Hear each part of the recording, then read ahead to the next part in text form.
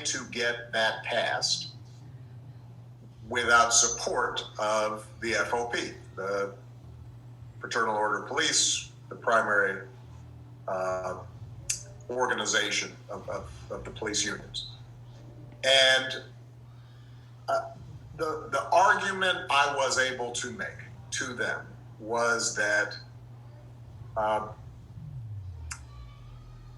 police officers are going to be safer if there is greater trust and less tension. That they will be able to do their jobs better if they have data that has been collected, that is clear, and police chiefs are going to be able to manage their forces more effectively. They will be less distracted by things that don't require an armed response, and they can refocus attention in ways that are good for them as well as the community. And it took a long time to make that argument, and I'm sure that there are rank and file members who didn't believe it.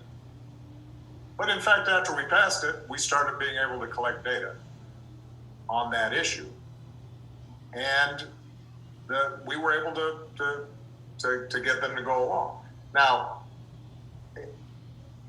how responsive the police union is going to be in any circumstance, it's going to go city by city, and it's not easy. But I guess the point I am making, and Eric Holder, if he's still on, may want to chime in on this. I do think there is police leadership that recognizes the need for change. But changing culture is hard. And sometimes the dynamics within the unions themselves are different.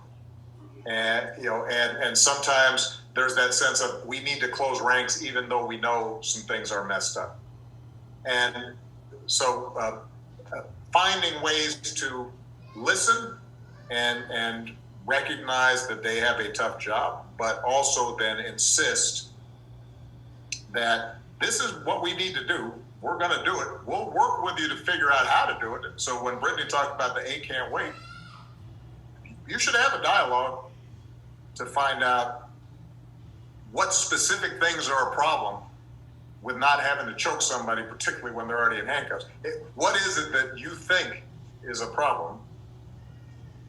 When you force people to articulate what it is that they object to with reasonable demands of the sort that have been outlined, a lot of times they come up empty.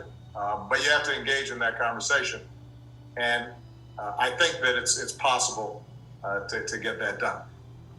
At the end of the day, though, if you don't have the political pressure to do it, they will resist. Just because the status quo always resists without some pressure.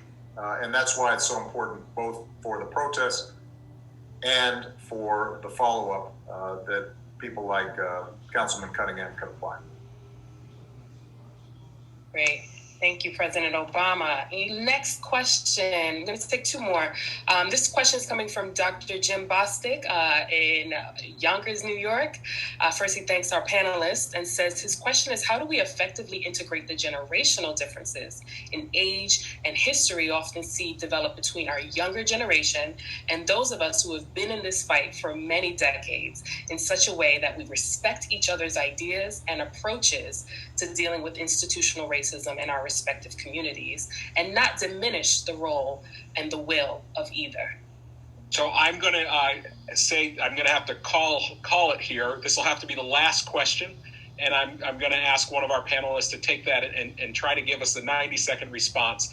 While you're thinking of your response, I just want to say how grateful we are for Dr. Jim Bostic. Yonkers is one of our MBK impact communities that is doing extraordinary work on the ground in Yonkers and in the prison system in Yonkers as well. So who'd like to take that question with a quick response? Well, I'd say this, there is the need for young people to work with people like myself who have some years behind them. And the arrogance of youth cannot be the determinant. The arrogance of age can't be a determinant. There is wisdom through lived experience there's idealism that young people possess in abundance. And it's a combination of that idealism with that experience that I think makes the most effective movements. People who are older have to understand that young people have always been at the forefront of positive change in this nation. I mean, the founding fathers were really young people. The oldest Federalist was George Washington. He was only 44 years old. And Richard Pryor used to say that you don't see many old fools. And so I think young people need to understand that as well. You don't get to be 60, 70, 80 years old without having navigated a whole series of things that's worthwhile. And you have things as a young person you might want to test, theories you want to try. Older people can say, well, I've experienced this, and this is why this theory is not going to work. So it's a combination of the two, and a lack of arrogance on the part of